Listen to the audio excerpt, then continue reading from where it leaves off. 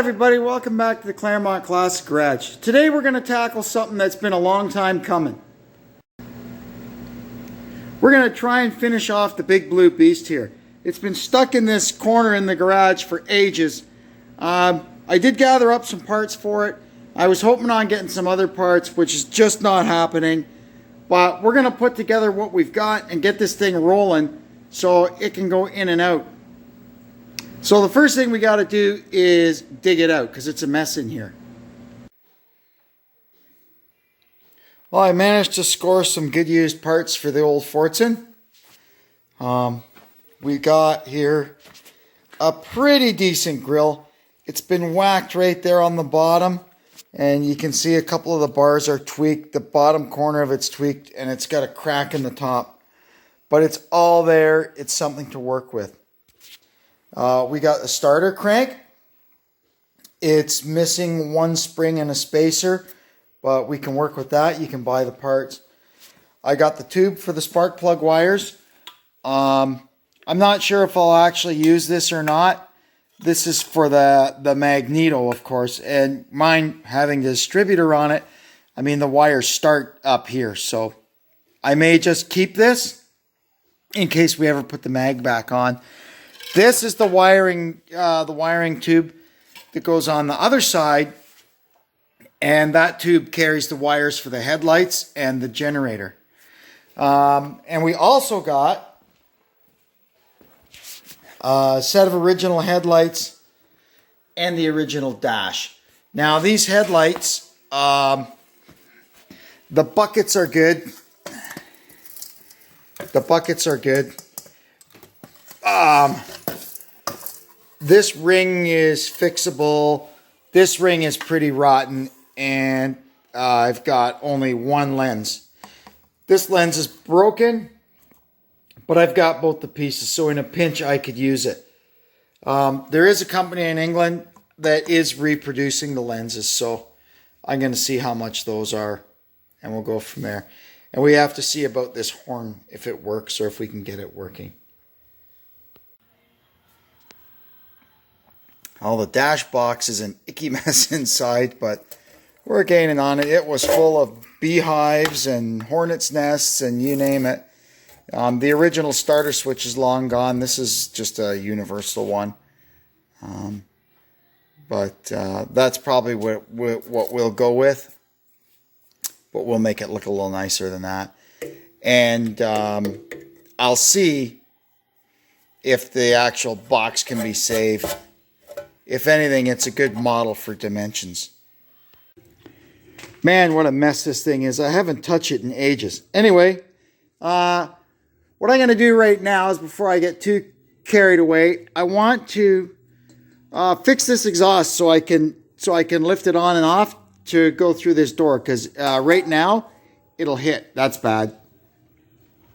So we're going to loosen this clamp and see if we can get it to wiggle off, and then I'll get my pipe expander in there and see if I can grow that so it just kind of sits down over there.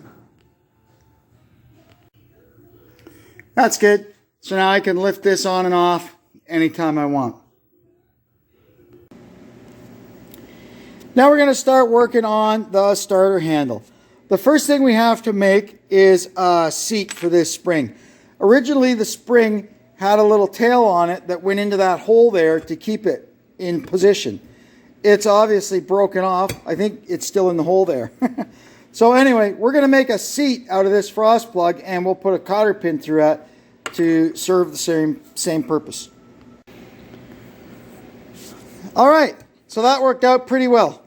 Next thing we're going to do is, I got this little piece of pipe here, and we have to make a little spacer. There's just a little bitty spacer that goes here between this spring and the front bulkhead of the tractor. It serves two purposes. One, it puts a little extra tension on that spring to get it to what it's engineered to have. And two, it provides kind of a bearing surface so that when you're cranking the engine, you're not grinding this spring against the axle bolster and twisting the spring all up. This does the work of the bearing. So we'll put this on the lathe and get it end faced and cleaned up so that it works on there nicely. All right, so far so good. So we've got this spring and the spacer, and that you can see is what, this is what ejects the crank from the engine, or at least keeps it away from the engine once it's running. And now we need another spring that pushes between our pin here and the back of the bulkhead, which is going to pull the crank back in a little bit to engage it in the holder on the grill. Last part of the starter handle is this little clip that holds it up so it doesn't end up like that and getting caught on everything. So there we go. You could buy a reproduction one, but I had some 1/4-inch rod around, so I just made one. What I will have to do is come up with some kind of, probably a little magnet that'll just hold that thing up when I'm hand cranking the engine. I'm not sure, maybe I did something wrong when I made it. I'm not quite sure what the original one does. But anyway, it is what it is. That's there for now. These headlights are going to need some attention. So what I've done here to start, I had to heat up this little sleeve nut here, there, with the torch, and I got that free. Now, next is we have to get the trim ring off, and they're rusted on there pretty good. This one is in bad shape. It's actually rotted right through over on this side. So I'm just going to get a scraper or a screwdriver or something to gently pry this up. All right, I managed to get it off. Now you can see how these things are. There's your headlight. 3 wires on it because it's got high beam and low beam. And this, up what's left of that, that's the parking light. So you can see that's why the top of the headlight lens is frosted, because the orange or amber parking light bulb is behind there. So what we have to do here is come up with a plan to fix these up, because I've tried to find one of these lenses. I mean, this one, I'd like to find a pair, but this one, it's broken, but at least I've got both pieces. I can glue it back together or something, and it could work. But I just cannot find another one anywhere. So what we're going to do is come up with plan B. I think I've got something in mind, but I have to do a little more sleuthing around before I get too carried away. Anyway, for now, we're going to get this stuff apart, get it cleaned up, and get them painted. So what I've decided we're going to do is we're going to use car headlights in these pots. Now you can see, to scale, this thing uses the larger, the 7-inch headlights. Now, the original one is actually a 6.5-inch lens, but a 7-inch seal beam fits in there perfectly. I'm not going to use these exact ones, but these will do for my modeling. To scale, here's a normal tractor headlight, which uses the smaller 5.5-inch automotive headlight size. And it just, as far as scale goes, it just won't look right on that big, huge beast. So we're going to stick with these. I'll show you what we got to do to make it work. First thing we have to do is, the headlight has 3 keys on the back of it. So we have to mark this housing and just file little notches for these keys to pop into. And that's what keeps the headlight from bouncing around like this when it's in there. Okay, so now you can see what I've done. I've taken 3 notches out that line up with the 3 keys on our seal beam. So now we get it. It's marked top.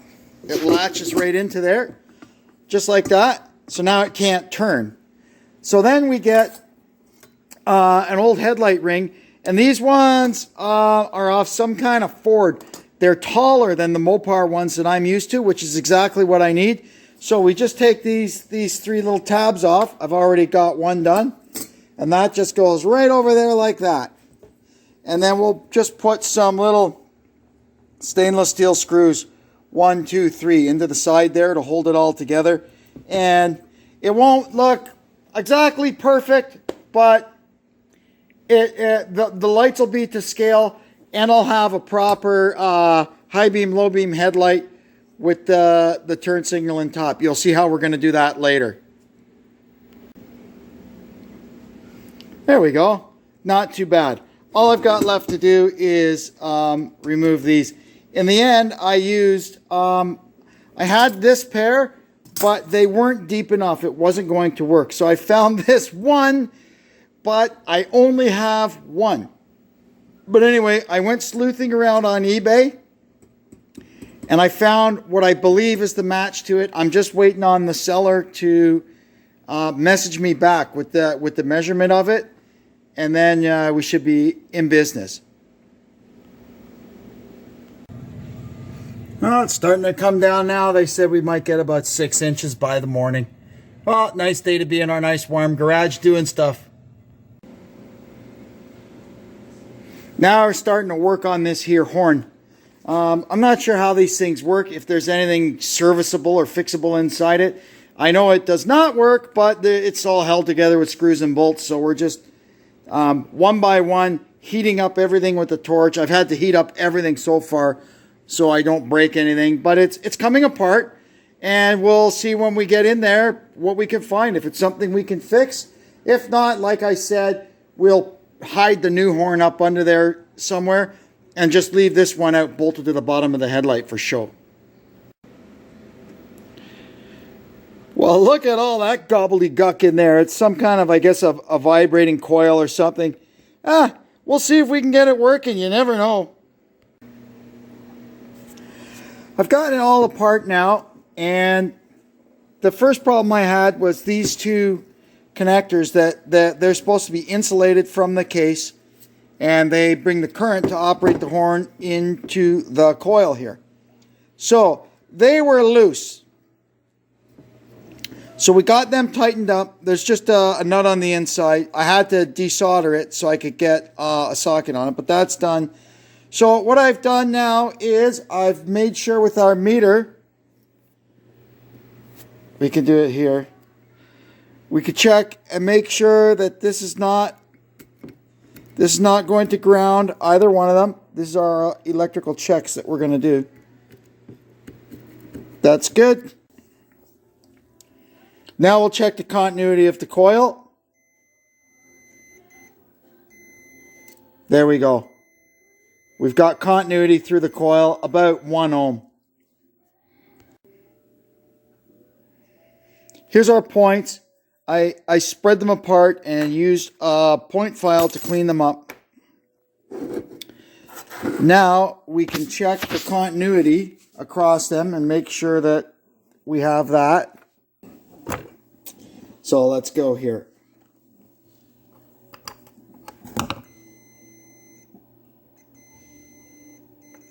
So there, you can hear the meter beeping. We've got continuity. So how this works, it's like a vibrating contact. When you beep the horn, the power comes through and goes through the coil, which pulls the contacts apart, which makes the contacts close because you'll lose the magnetic field in the coil. As soon as they close, it opens again. And it's that vibrating that acts on this diaphragm here and makes the horn beep. Now there's two adjustments in here. There's this one underneath that adjusts how far the points open. That's this set screw that comes in from the bottom of the horn. That adjusts how much the points open when they open. And then there's another adjustment, this screw and a spring. The spring goes under this end of that points carrier and holds it somehow. So we'll have to maybe fool around with it a bit when we get it working with these two adjustments. But I'm sure we'll be able to get it going. All right, so we've got this thing working now. I'm going to assemble it, and then I will show you the adjustments. This here looks like an adjustment, but it is not. That just holds the, I don't know what the heck we'll call that, the anvil, or I don't know. But anyway, you'll see here when it goes together. This part here touches there. This here touches here. That's an adjustment. That's threaded. That is also an adjustment. And I will show you how it all gets adjusted. So when we put it together, first thing we'll see with the adjustments backed out, this thing here is going to push down on the points and we'll have no continuity. So I'll show you how we set it up. So we've got the horn back together. What we're going to do now, the diaphragm, the anvil on the diaphragm is pushing down on the points, holding them open. So we're going to adjust this down, this screw, and that pulls the points back away from it, and we'll listen to the beep on our meter for continuity when they just open. And there it is. We'll give it a little extra. All right. Now it should beep. This screw here is our adjustment for tone. Let's see if it beeps.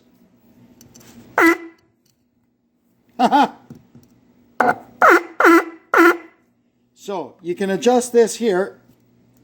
Now it shouldn't do anything, I think. Yeah, that keeps the points from vibrating. So this here basically controls how much vibration you get.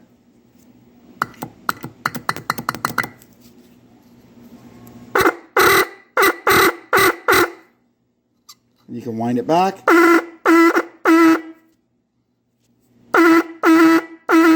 That sounds good. We'll lock it up about there.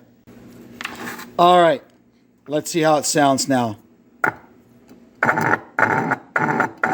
No, see, it moved when I tightened it. All right, let's try it now. Yep, that's good. Last thing that goes on is this disc. I'm not sure what it does. It might give it a little bit more tone or something. So we're going to just stick that on there for now and see if that makes it sound any different. Let's see. I think now you'll find she sounds perfect. There we go. That's our horn fixed. Well, that's working out pretty well. I can't believe we got that horn working. I thought that thing was done for. But yeah, hey, it works. So that's good. I'm going to wrap it up for now. In the next video, we're going to start getting this stuff further cleaned up, painted, and maybe start getting some bits and pieces hung on this thing. We still have to straighten the grill. That's the last job we have to do. Anyway, thanks for tuning in. I know some of you have been asking me about when we're going to get back at the Fordson. Well, we're back at the Fordson. So until we meet again, we'll see you next time. This is Kevin checking out from the Claremont Classic Garage. So long.